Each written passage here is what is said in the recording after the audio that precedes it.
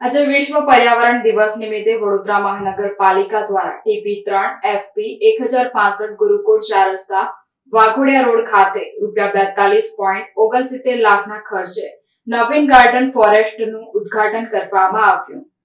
વડોદરા મહાનગરપાલિકા દ્વારા પ્રજાના સુખાકારી માટે તમામ પ્રકારના કાર્યો કરવામાં આવે છે, ત્યારે આજે વિશ્વ પર્યાવરણ દિવસ નિમિત્તે વડોદરા મહાનગરપાલિકા દ્વારા TP3 FP 1065 ગુરુકુળ 4 રસ્તા વાઘોડિયા રોડ ખાતે ₹42.69 લાખના ખર્ચે નવીન ગાર્ડન ફોરેસ્ટનું ઉદ્ઘાટન કરવામાં આવ્યું છે। એક પેડ માં કે નામના અભિયાન હેઠળ તમામ મહાનુભાવોના નામોથી વૃક્ષારોપણ કરવામાં આવ્યું। આ પ્રસંગે રાવપુરા વિધાનસભાના ધારાસભ્ય, ગુજરાત વિધાનસભાના મુખ્ય દંડક બાળકૃષ્ણ શુક્લ, શહેરવાડી વિધાનસભાના ધારાસભ્ય મનીષા વકીલ, વડોદરાના પ્રથમ નાગરિક પિંકી સોની, સ્થાયી સમિતિના અધ્યક્ષ ડોક્ટર શીતલ મિસ્ત્રી, વડોદરા મહાનગર ભારતીય જનતા પાર્ટી અધ્યક્ષ Shital Mistry, Vadodara election ward number 16ના મ્યુનિસિપલ કાઉન્સિલર સહિત તમામ ચૂંટાયેલા પ્રતિનિધિઓ તથા પાલિકાના અધિકારીઓ વિશેષ ઉપસ્થિત રહ્યા હતા। રિબિન કાપી અર્બન ગાર્ડન ફોરેસ્ટનું નિરીક્ષણ તમામ મહાનુભાવો દ્વારા કરવામાં આવ્યું હતું।